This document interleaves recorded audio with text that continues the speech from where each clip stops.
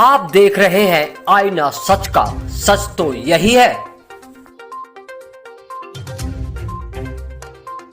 बड़ी खबर हम आपको जनपद अमरोहा से बता रहे हैं। उत्तर प्रदेश के जनपद अमरोहा के विधानसभा क्षेत्र नौगावा सादात में पूर्व कैबिनेट मंत्री और अंतर्राष्ट्रीय क्रिकेटर स्वर्गीय चेतन चौहान की पत्नी और भारतीय जनता पार्टी से प्रत्याशी संगीता चौहान के समर्थन में जनसभा को संबोधित करने आए उप मुख्यमंत्री केशव प्रसाद मौर्य का मंच पर भारतीय जनता पार्टी के नेताओं द्वारा भव्य स्वागत किया गया। इस मौके पर उन्होंने जनता को संबोधित करते हुए कहा कि समाजवादी पार्टी, बहुजन समाजवादी पार्टी और कांग्रेस वाले यह बात अच्छी तरीके से जानते हैं कि उन्होंने अपने कार्यकाल में जितना काम नहीं किया है उससे ज़्यादा काम भारतीय जनता पार्टी की सरकार में हुआ है। केशव प्रसाद मौर्य ने कहा कि उत्तर प्रदेश पर 15 साल राज करने वाली समाजवादी पार्टी और बहुजन समाज पार्टी 3 वर्ष में ही भारतीय जनता पार्टी के कार्यकाल पर सवाल करने लगी है, जबकि हमने प्रदेश से भ्रष्टाचार, अन्याय और गुंडागर्दी को खत्म करने का काम किया है। प्रधानमंत्री नरेंद्र मोदी के 6 साल के कार्यकाल पर बोलते हुए उन्होंने कहा कि 6 वर्ष का कार्यकाल पूरा होने से पहले ही मोदी सरकार ने धारा 370 हटाने और राम मंदिर निर्माण जैसे कार्य सहित तमाम विकास कार्यों को पूरा किया है।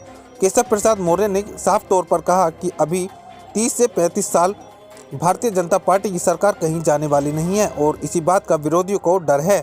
मीडिया से बात करते हुए उन्होंने कहा कि भाजपा को ना अभी तक चुनाव जीतने के लिए किसी के समर्थन की जरूरत पड़ी है और ना आगे पड़ेगी।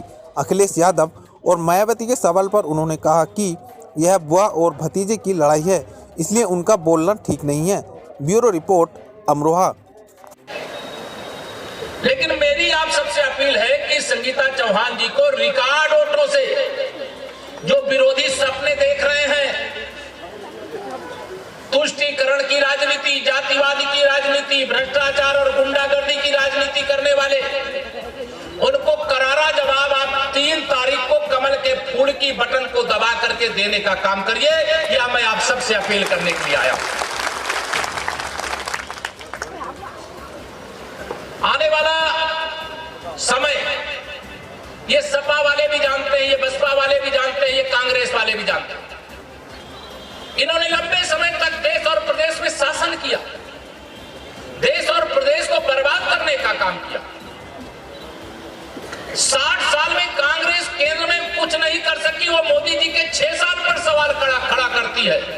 और मैं दावे से कहता हूं, इस सभा में जो आए हो अभी और जो सभा में नहीं अभी आज आए हैं, वह भी माननीय नरेंद्र मोदी जी के नेतृत्व में केंद्र सरकार के माध्यम से किसी न किसी योजना, बसपा वो 15 साल का हिसाब नहीं देंगे। 3 साल के बारे में हमसे पूछते हैं। अरे हम 3 साल के बारे में अगर एक केवल उत्तर दे कि तुमने 15 साल में केवल गुंडागर्दी, माफियागिरी, अपराध और भ्रष्टाचार किया है, और हमारी सरकार आने के बाद गुंडागर्दी के खात्मे से लेकर के माफियागिरी का अंत करने से लेकर के भ्रष्टाचार मुक्त प्रदेश बनाने से लेकर के देश बनाने से लेकर के किसी भी क्षेत्र में हमने कोई कमी छोड़ना शेष नहीं रखा। लगातार केंद्र में मोदी जी के नेतृत्व में इतना काम किया।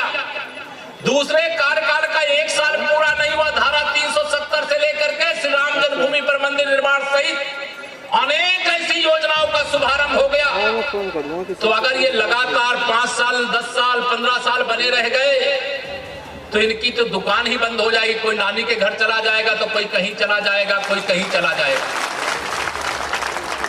जरूर बता सकता हूं कि नौगांव विधानसभा क्षेत्र को विकास के उच्च कीर्तिमान तक पहुंचाने के लिए आदरणीय चेतन चौहान जी का सपना था। उसे साकार करने का जो भी अधूरा कार्य बाकी है, उसे पूरा करने के लिए 3 तारीख को श्रीमती संगीता चौहान जी को विजयी बनाने के लिए कमल के फूल के सामने वाली बटन दबाने, कमल के फूल के सामने वाली बटन दबाने और 10 तारीख को वोट की गिनती। हमारे बहुत परम मित्र हैं लक्ष्मी जी, न साइकिल में बैठ करके आती हैं, न हाथी में बैठ के आती हैं, न पंजे में बैठ के आती हैं। लक्ष्मी जी कमल के फूल पर बैठ करके आती हैं। और यह जो भी सपने देख रहे हो, ये अलग अलग लड़े और चाहे मिल करके लड़े, ये दलितों का विरोध करें, पिछड़ों का विरोध करें या समाज को लड़ाने की कोशिश करें, इन विरोधियों की कोई भी साजिश सफल होने वाली नहीं है। और आने वाले 30 साल तक जो भी विरोधी हैं सुन ले, मुझे तो लगता नहीं है दूर दूर तक कि उत्तर प्रदेश में कमल को खिलने से रोकने की इनकी कोई भी साजिश, ये काम नहीं करना चाहते।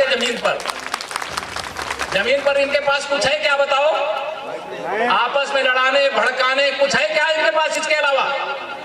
लेकिन भारतीय जनता पार्टी का हमारा एक एक कार्यकर्ता बूथ पर एक जिम्मेदार कार्यकर्ता के रूप में मोर्चा संभाल करके खड़ा है और समाज का पूरा समर्थन मिल रहा है। इसलिए मैं आप सबको यह आह्वान कर रहा हूं कि 3 तारीख को जाइए, सब कुछ भूल याद रखिए नरेंद्र मोदी और कमल का फूल। इतना ही निवेदन करके 10 तारीख को विधायक बना करके भेजने की जिम्मेदारी देकर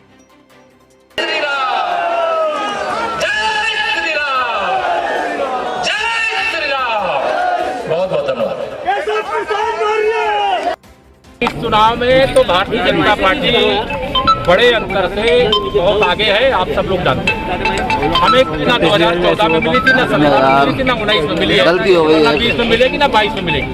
भारतीय जनता पार्टी अपने कार्यकर्ताओं के बूते और जनता के आशीर्वाद से विजय प्राप्त कर रही थी, आगे भी विजय प्राप्त करेगी। तो जिस तरीके से पार्टी उपचुनाव में जिस तरीके से मायावती जी ने भाजपा की बात कही है समर्थन देने की, तो क्या आगे भी 2022 तक बुआ भतीजे की लड़ाई है, भाजपा को बीच में ला रहे हैं।